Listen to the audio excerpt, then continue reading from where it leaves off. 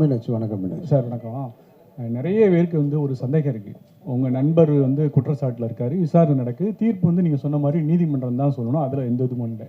இவ்வளோ வருஷம் நீங்கள் நண்பராக இருக்கும்போது அவர் என்ன தொழில் பண்ணார், சட்ட விதி இல்லாமல் மறைமுகமாக என்ன தொழில் பண்ணாருன்னு அது உங்களுக்கு தெரிஞ்சிருக்க வாய்ப்பு இல்லை. ஆனால் அந்த பணம் அப்படிங்கிறது வெளியே வரும்போது உங்களுக்கு வந்து எந்த இடத்துலையுமே சந்தேகம் வரலையா? இவ்வளோ பணம் எப்படி வந்தது, அவர் பின்னணி என்ன? ஏன்னா இவ்வளவு நெருக்கமாக இருக்கும்போது வந்து எந்த இடத்துலையோ எந்த காலகட்டத்திலையும் அந்த சந்தேகம் உங்களுக்கு வரலையா? இந்த கேள்வியை லைக்காவுடைய ஓனர்கிட்ட என்னைக்காவது கேட்டீங்களா? சுபாஷ்கரன்ட்ட என்னைக்காவது கேட்டீங்களா? அவங்க ஒரு சட்ட ரீதியாக ஒரு தொழில் ஒன்று பண்ணுறாங்க லைக்கான்னு. அவருக்கு என்னென்ன பிரச்சனைலாம் யூரோப்பில் இருக்குன்னு தெரியுமா உங்களுக்கு? அப்புறம் ஒரு பெரிய கார்ப்பரேட் கம்பெனி வந்தால் கேட்க மாட்டீங்க, தனியார் வந்து என்ன மாதிரி ஆள்கிட்ட கேட்பீங்கன்னா என்னங்க?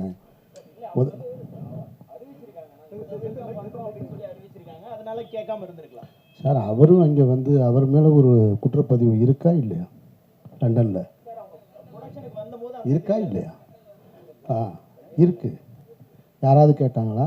ரஜினி சார் கேட்டாரா? விஜய் சார் கேட்டாரா? அப்போ என்ன ஏன் கேட்குறீங்க? தம்பி, எல்லாரும் எப்படியாவது யானை எப்படி இருக்குன்னு சொல்லணும்னு ட்ரை பண்ணுறோம். கரெக்டாக? நீங்கள் தடை பார்க்குறது தும்பிக்க, நான் தடை பார்க்குற காலு, அவர் தடை பார்க்குறது வயிறு, எல்லாரும் கண்ணும் கட்டப்பட்டிருக்கு, தெரியாது. இப்போ அவர் சொன்னது போல் அவசரமாக தீர்ப்பு எழுதாதீங்கன்னு ஊடகத்துக்கு சொன்னார்ல, அந்த மாதிரி விசாரணை நீங்கள் நடத்தாதீங்க. நான் வந்து ஒரு நிமிஷம் இருங்க பதறாங்க, முதல்ல பதறாங்க. இருங்க சார் பதறாங்க சார், ஒரு நிமிஷம் கேளுங்களேன். நீங்கள் வந்து அவசரமாக இப்போ சொன்னீங்க இல்லையா, அவர் சொன்ன போல் தயாரிப்பு படம் அது இருங்க, அந்த தயாரிப்பு பதிலாக சொன்னுமே சொல்லணும். உயிர் தமிழுக்குன்னு ஒரு படம், அந்த படம் முடித்த உடனே உங்களுடைய கேள்வியில் பூரா அதை நோக்கி திரும்புங்கிறதுனால அவராக முன் வந்து அதெல்லாம் சொல்கிறாரு. இப்போ மறுபடியும் ஆதம்பாவா பிரச்சனையுமா இருக்கும். டேய், என் படம் வியாபாரம் ஆகலை, கெடுக்கிறாங்கன்னு சொல்லிக்கிட்டு இருக்கேன், அதை எல்லாத்தையும் விட்டுவிட்டு இவங்க என்ன பேசிக்கிட்டு இருக்காங்க பாருன்னு அவர் மைண்ட் செட்டு பூரா இருக்கும். நம்ம ஒரு ப்ரெஸ் மீட்டை நடத்தி வச்சுக்கிட்டு இருக்கோம், இங்கே ஒரு விசாரணை நடத்திக்கிட்டு இருக்காங்கன்னு. நல்லா கேளுங்க, நாளைக்கு இன்னும் அமீர் தொடர்ந்து பார்த்துட்டே இருப்பார். நாளைக்கு தனியாக ஒரு ப்ரெஸ் மீட் வச்சு இதை பூரா நடத்தி பேசிடுவோம். இதை தொடர்ந்து பேசுனீங்க நிமிஷம் அவர் ஒரு சொல்லிவிட்டோம், இதை தொடர்ந்து பேசி முடிவுக்கு வராத பேச்சு, புரியுதா? கிண்ணமும் அறமும் தெரிஞ்சாதான் கிண்ணம் தெரியும், அறமும் தெரிஞ்சால் கிண்ணம் தெரியுமா? ரெண்டு பேரும் மாறி நீங்கள் ஒரு கேள்வி கேட்க பதில் அவர் பதில் கிடையாது, அவர் திருப்பி ஒரு கேள்வி, பதிலுக்கு அவருக்கு ஒரு கேள்வி, இதுவே நடந்துக்கிட்டே இருக்குது கடைசியில். அதனால இப்போ என்ன வழினா, ஆதம் பாவா சொல்கிற மாதிரி, பாவா கரெக்டு தானே? ஆமாம், எப்படியாவது அடுத்த 10ஆம் தேதிக்குள்ளே மிச்ச ஏரியா வியாபாரம் பண்ணணும், இந்த படம் ஒரு காமெடி படமாக எடுத்து வச்சுருக்கோம், அந்த வேலையை பார்த்துருவோம்னு நினச்சிக்கிட்டு இருக்காரு.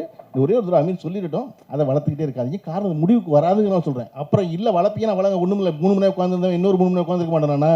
நல்லா உட்காந்துருப்போம், எல்லோரும் உட்காந்துருப்போம். கேளுங்க.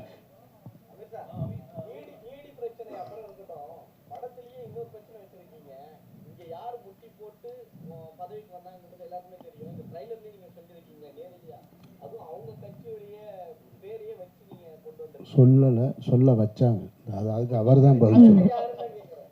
அவர் தானே எழுத்து தயாரிப்பு இயக்கம்னு போட்டிருக்காரா இல்லையா? அவர்கிட்ட தான் நீங்கள் கேட்கணும்.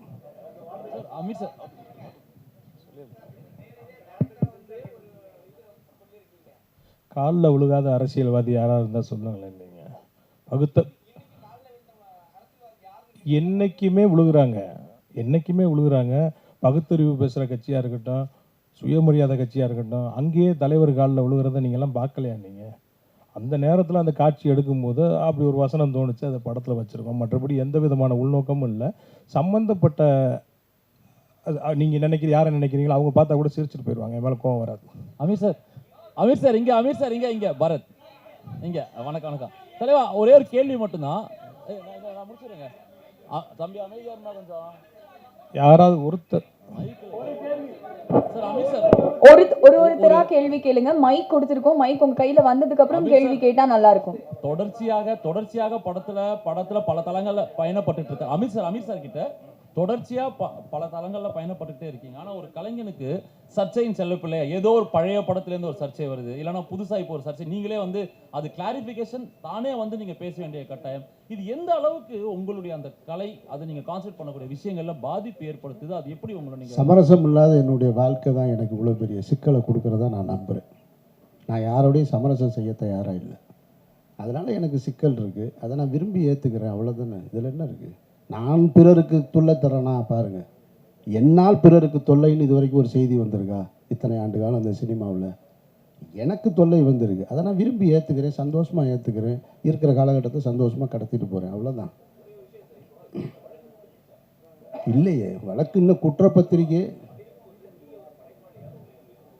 நன்றி நன்றி நன்றி நன்றி.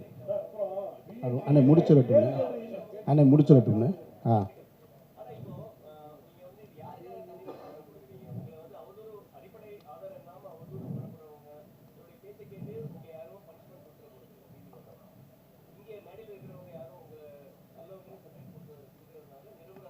இல்லை, நியாயமான பேச்சு. ஏன் கொடுத்தேன்னு கேட்குறீங்க. அதாவது நான் தொடர்ச்சியாக எப்பொழுதுமே பத்திரிகையாளர்களை சந்திக்கிறவன். இந்த வழக்கு குறித்து எங்கிட்ட இந்த சர்ச்சை தொடங்கின உடனே எங்கிட்ட தொடர்பு கொண்டு ஒரு பேட்டி வேணும், இது குறித்து கேட்கணும்னு கேட்கும்போது நான் சொன்னேன், இந்த மாதிரி விசாரணை சம்மன் வந்திருக்கும் பொழுது என்னை தொடர்பு கொண்டாங்க. அப்போ நான் சொன்னேன், நான் விசாரணையை முடிச்சுட்டு வந்து ஒரு 3-4 நாளில் சந்திக்கிறேன்னு சொன்னேன். ஆனால் சந்திக்கக்கூடிய ஒரு சூழல் ஏற்படலை. அடுத்து விசாரணைன்னு வந்துக்கிட்டே இருந்தது.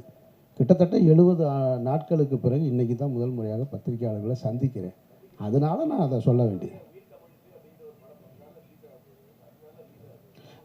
நீங்கள் ஏன் தன்னிலை விளக்கம் கொடுத்தீங்கன்னு கேட்குறீங்க. கொடுத்ததுக்கப்புறமும் 4 கேள்வி மிச்சம் இருக்குது பாருங்க. டைரக்டர் சார்,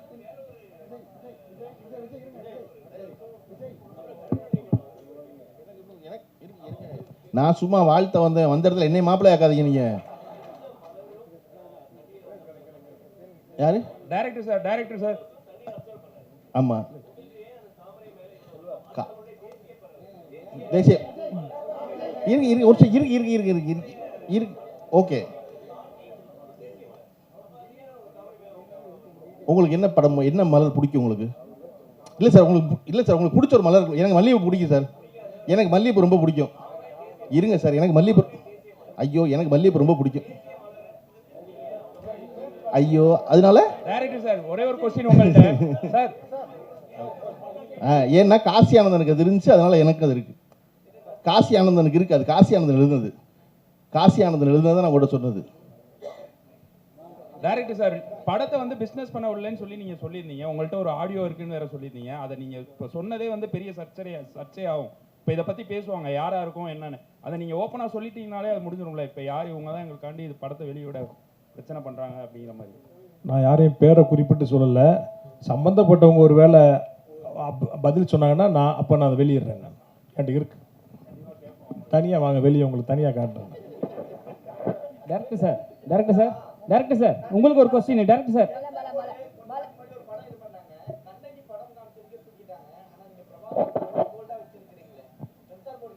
இல்லை கேட்டிருக்காங்களே, ஒரு இடத்துல கட் பண்ணியிருக்காங்களே. சென்சார் போர்டு வந்து அந்த பாடல் காட்சியில் அந்த சீருடையோடு இருக்கிற மாவீரன் பிரபாகரன் அவர்களுடைய புகைப்படத்தை சென்சார் பண்ணியிருக்காங்கல்ல. இது வெளியில் இருக்குது, படத்தில் கட் பண்ணியிருக்காங்க.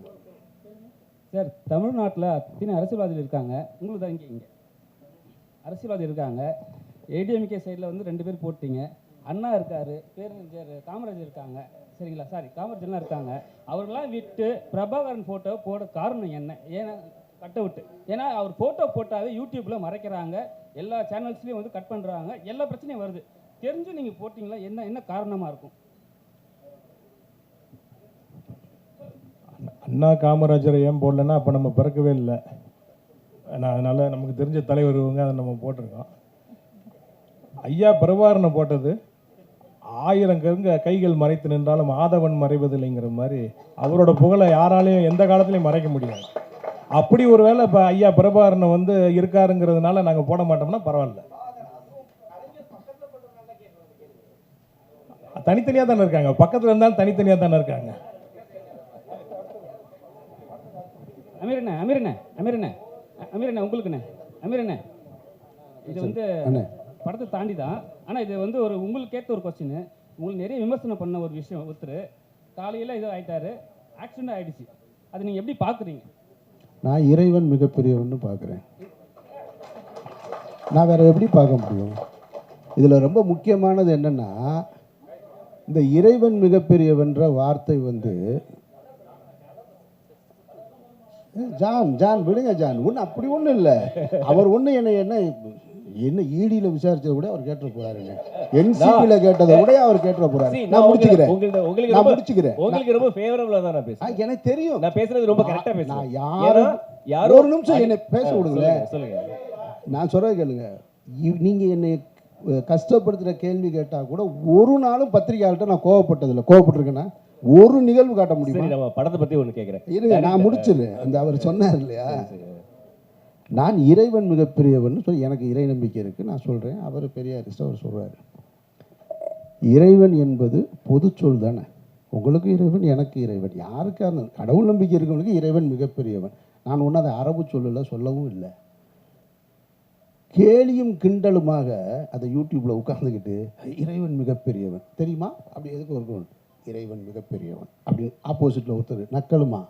எனக்கு என்ன தோணுச்சுன்னா, அப்போது ஒன்று மட்டும் எனக்கு தெளிவாக புரிஞ்சுது. அதை நான் இங்கே அரசியலாக பதில் சொல்லித்தான் ஆகணுன்றதுனால சொல்கிறேன்.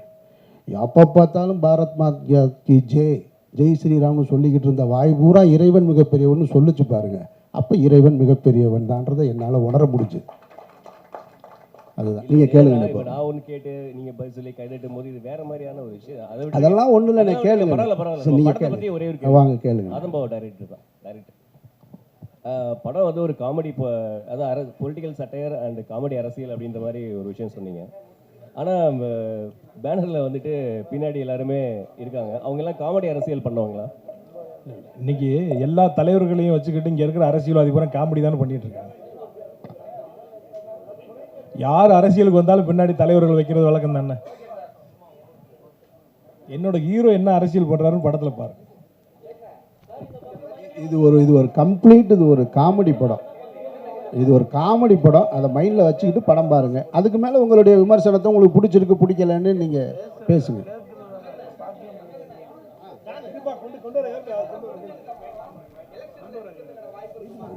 அப்படிலாம் எந்த திட்டமும் இல்லை எனக்கு.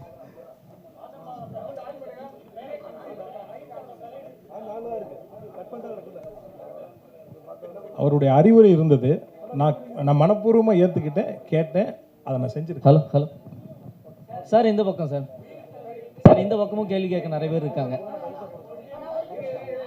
சார். உங்களுடைய இடது பக்கத்துலையும் கேள்வி கேட்க நிறைய படம் பாருங்க சார். மைக் இப்போ தான் கிடச்சிருக்கு. இப்போவே எல்லாம் சொல்லிட்டா. அதாவது உயிர் தமிழுக்குன்ற டைட்டில் என்னை யாராவது அடிக்க வந்து ஐயா காப்பாற்றுங்கன்னு தமிழ் தான் சொல்கிறேன். பசிச்சா அம்மா சோறு போடுன்னு தமிழ் தான் சொல்கிறேன். என்னோட தாய்மொழி அது. எங்கேயோ இருந்து வடநாட்டிலேருந்து வந்து இங்கே நம்ம பிரதமர் வந்து தமிழனா பிறக்கலைன்னு எனக்கு வேதனையாக இருக்குன்றாரு. நம்மளுடைய மொழி, நம்மளுடைய கவிதையும் கற்பனையும் கலையும் நம்ம தாய்மொழியில் தான் அது வரும். அதனால் டைட்டில் பாருங்கள், நாங்கள் தமிழோட விளையாடி இருக்கிறோம், கொஞ்சி இருக்கிறோம், கெஞ்சி இருக்கிறோம். நீங்கள் படம் பாருங்கள், உங்களுக்கு தெரியும், நீங்களும் அதை செய்வீங்க சார். இடியிலிருந்து நம்ம ஜாஃபர் சாதிக்கு நம்ம இப்போ படத்துக்கு வருவோம் சார். இப்போ அந்த படத்தில் வந்து இந்த டேபிள் கடியில்ன்ற வசனம் வந்து யூடியூப்பில் பார்க்கும்போது அது மியூட் பண்ணலை. ஆனால் இப்போ நீங்கள் ட்ரைலர் போட்டு காட்டும் போது அந்த வசனம் வந்து மியூட் பண்ணப்பட்டிருக்கு. ஆனால் காலில் விழாத அரசியல்வாதிகள் இல்லை அப்படிங்கிறீங்க. குறிப்பிட்ட அந்த டேபிளுங்கிற அந்த வசனம் வந்தது, ஏன் மியூட் பண்ணீங்க? சென்சாரில் அது யாரையும் மென்ஷன் பண்ணதுன்னு அவங்க நினைக்கிறாங்க, அதனால் நீக்கிட்டாங்க. சென்சார் போர்டு எதுக்கு இருக்குன்னே தெரில. நீங்கள் பாருங்களேன், வெள்ளை கொக்குகளா எங்கள் காட்டை விட்டு போங்க வெள்ளை கொக்குகளான்னு சுதந்திரத்துக்கு முன்னாடி பாடினாங்க. அன்னைக்கு சென்சார் இருந்துச்சு. இன்றைக்கி நம்ம ஹீரோ பார்த்தீங்கன்னா 40 வெள்ளைக்காரனோட பாட்டு பாடிக்கிட்டு இருக்கான், நின்று டான்ஸ் ஆடிக்கிட்டு இருக்கான். இன்றைக்கி எதுக்கு இந்த சென்சாரு? அவங்களுக்கு ஒரு அஜெண்டா இருக்குது, அவங்க செய்கிறாங்க, அவ்வளோதான். யூடியூப்பில் அது இல்லாதனால அது இருக்குது. நிறைய அரசியல் இருக்குது. அரசியல் படம் அடுத்தடுத்து இந்த படம் வெற்றி அடைஞ்சால் நிறைய ஸ்ட்ராங்கான படமே எடுப்போம். அதில் பாருங்கள். நன்றி. விழாவை சிறப்பித்த சிறப்பு விருந்தினர்களுக்கு மீண்டும் ஒரு முறை நன்றியை தெரிவிச்சுக்கிறோம். பிரஸ் அண்ட் மீடியா உங்க எல்லாருக்கும் ஸ்பெஷல் தேங்க்ஸ். வந்திருந்த